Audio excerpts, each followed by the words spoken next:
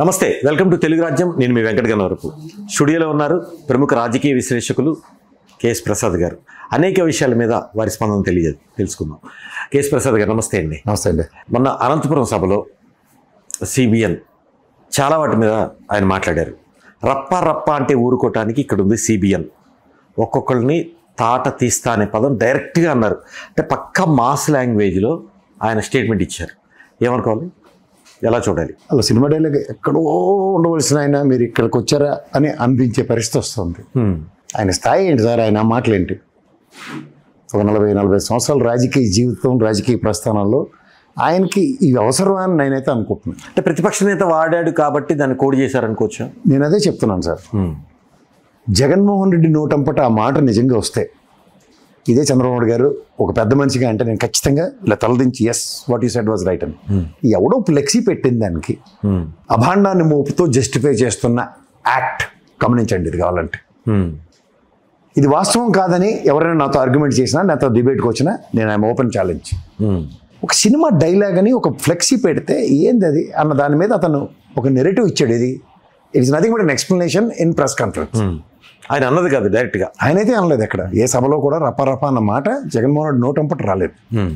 But is are all assumptions. ఇప్పుడు మీకు చూడండి,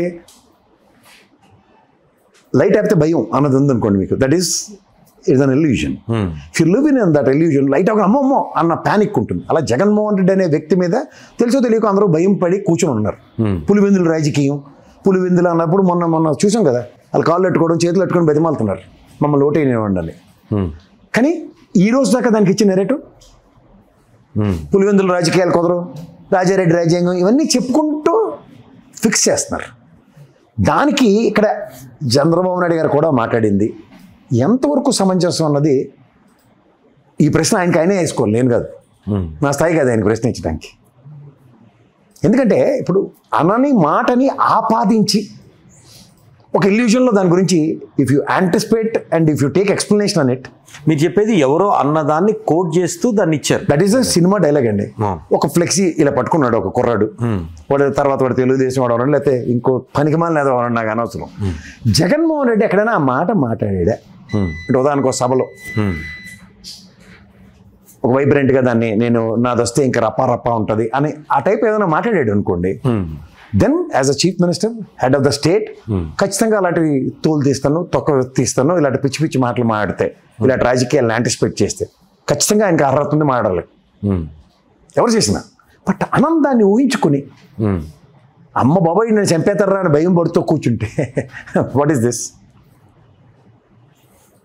దీని అంతటికీ ప్రాబ్లం ఏంటంటే సార్, ఒక గుడ్ అడ్మినిస్ట్రేషన్ అన్నది ఒక నిజమైన అడ్మినిస్ట్రేషన్ స్కిల్స్ ఉన్నోడికి అర్థం అవుతుంది. ఆ అడ్మినిస్ట్రేషన్ ఇలా ఉంటే బాగుండు అన్న కలలు కన్నది చంద్రబాబు నాయుడు గారు, చేసి చూపించింది జగన్మోహన్ రెడ్డి. అది సమ్ పీపుల్ కుడ్ డైజెస్ట్. మరి ఈ స్టేట్మెంట్ ఇవ్వడానికి రీజన్ ఏంటి? అన్సెక్యూరిటీ అంటారా? ఖచ్చితంగా ఇన్సెక్యూరిటీ.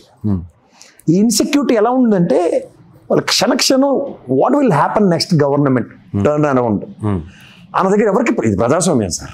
ఇప్పుడు వాళ్ళకే 124 వస్తాయని యాంటిసిపేట్ చేయలేదు, 151 వచ్చినోడికి 11 వస్తాయని వాళ్ళు యాంటిసిపేట్ చేయలేదు. ఒక తమిళనాడు తరహా రాజకీయానికి తెరలేపిన ఆంధ్రప్రదేశ్ రాజకీయాల గురించి అవగతమైన వ్యక్తులు, అటు జగన్మోహన్ రెడ్డి అవనండి, అటు చంద్రబాబు గారు అవనండి, అసలు ఏమీ తెలియని పవన్ కళ్యాణ్, లోకేష్ గురించి పక్క తీసేద్దాం. It is not our topic at all. ఎందుకంటే Pawan Kalyan is a parasite. As long as Telugudesam అనే పెద్ద చెట్టు ఉంటే నేల కింద బతికే బ్యాచ్. తర్వాత చూడండి, చిన్నప్పటి నుంచి శంకరెత్తుకొని పిల్లల్ని పెంచే దౌర్భాగ్యం బీజేపీ వాళ్ళు తెలుగుదేశానికి బలవంతాన్ని అలవాటు చేసి ఇంకా శంఖ దిగరాలు. శంఖ దిగితే 0.83%. వాళ్ళ జీవితంలో ఏ ముఖం గెలవద్దు. ఎవరైనా పెట్టుకుంటారు, నరేంద్ర మోడీ తెచ్చి ఆంధ్రప్రదేశ్ నిలబెట్టిన గెలిస్తే ఓపెన్ ఛాలెంజ్. అవునా? అవునా అంటే ఆంధ్రప్రదేశ్ పీపుల్ కాంగ్రెస్కి బీజేపీకి ఇచ్చే ట్రీట్మెంట్. బట్ ఒరిజినల్గా 40% దగ్గర ఓటు బ్యాంక్తో పరాణజీవుల్లో బతుకుతున్న ఓ జనసేన అండ్ బీజేపీ.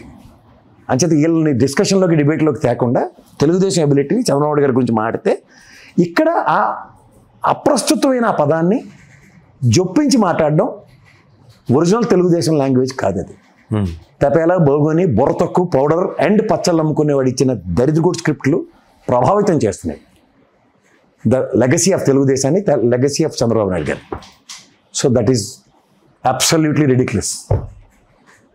వేరే గైడెన్స్లో చంద్రబాబు పనిచేస్తున్నారు. గైడెన్స్ కాదు, ఇప్పుడు ఒక ఫ్లోకి ఏటికి ఎదురెదాలి, ఏటికి ఎదురెదకుండా ఈ వయసులో నేను ఎదగలనా అన్న దగ్గర గతంలో బస్సు ఎక్కించి చూపించిన నేపథ్యాన్ని మర్చిపోయాడు ఆయన.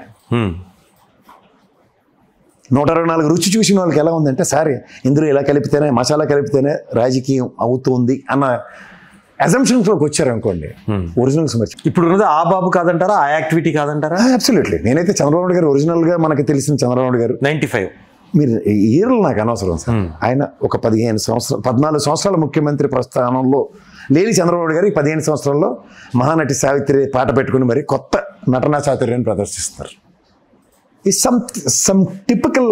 మీరు అన్న పాయింట్ ఏంటంటే సామాన్య ప్రజలను కొన్ని కలుస్తున్నారు ఈ మధ్య వాళ్ళతో. అది నేను అంటుంది సార్, కలవకపోవడం అంటే నాకు తెలిసిన చంద్రబాబు నాయుడు గారు ఒకసారి కాన్వాయ్ వెళ్తుంటే గుంటూరు పరిసర ప్రాంతాల్లో ఒక అంగవికలాంగుడు అతన్ని కలుద్దాం అన్న తాపత్రయంలో పొలాలకు అడ్డుగా వస్తున్నాడు డేకరుకుంటూ. అతన్ని చూసి అతనికి ఒక వీల్ చైర్ ఇచ్చిన నేపథ్యం నాకు తెలుసు. That is original Chandrababu Naidu గారు. ఇప్పుడు మహానాడు చంద్రబాబు నాయుడు గారు. ఈ కంపారిజన్స్ ఎప్పుడైనా సరే సార్, ఇంటెన్షన్స్ అండ్ కంటెన్షన్స్ దగ్గర ఆయన ఇంటెన్షన్స్ కంటెన్షన్ రెండు కంప్రెస్ చేస్తున్నారు ఓ డిఫరెంట్ స్క్రిప్ట్స్తో. అంటే ఆయన స్క్రిప్ట్ చదువుతున్నాడని నేను చెప్పట్లే, స్క్రిప్ట్లు బయట వాళ్ళు చదువుతున్న దానికి ప్రభావితం అవుతున్నట్టు.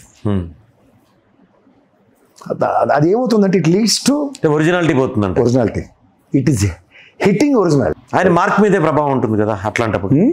ఆయన మార్క్ ఒకటి ఉంది, ఇప్పుడు మీరు చెప్పినట్లు తీవ్ర ప్రభావం పడుతుంది. The original mark of Chandrababu Naidu గారిది అలా డైల్యూట్ అవుతుంది, గమనించండి. కావాలంటే దీన్ని ఇలా మాట్లాడారు అనుకునే వాళ్ళు చాలా మంది ఉన్నారు. ఇప్పుడు ఒక అడ్రస్సింగ్ ఇష్యూ నడుస్తుంది అనుకోండి సార్, ఆ ఇష్యూ కన్ఫైన్ అయ్యే చంద్రబాబు నాయుడు గారు మాకు తెలుసు. ఇష్యూ నుంచి డీవియేట్ అవుతూ వేరియేషన్స్ క్రియేట్ చేస్తున్న చంద్రబాబు నాయుడు గారు కనబడతారు.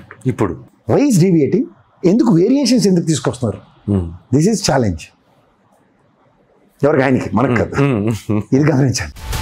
హలో, తెలుగు రాజ్యం ఛానల్ చూస్తున్నారా? సామాజిక రాజకీయ జీవన చిత్రణే తెలుగు రాజ్యం. అతిశయోక్తులు అసత్యాలు ఉండవు. రాజకీయ కోణం కాదు, ప్రజా కోణమే కొలబద్ద. తెలుగు రాజ్యం వీక్షణ మీ ఉత్తమ అభిరుచికి నిదర్శనం.